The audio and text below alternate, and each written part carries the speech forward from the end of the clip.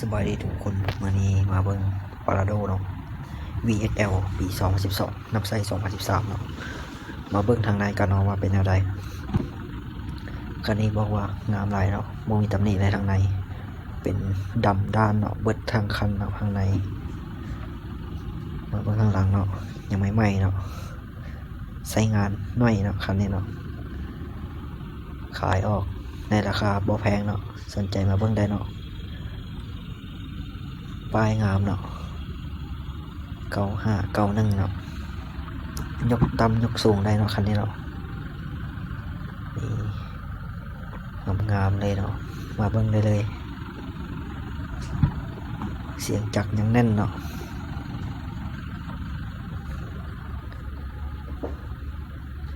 ถ้าใครสนใจเนาะมาถามได้เนาะราคาบ่แพงเนาะ40 ปลายพันเนาะคันนี้เนาะเบิดมีซ้ำนี้เนาะสนใจติดต่อมาได้เลยเนาะหล่อๆเท่ๆ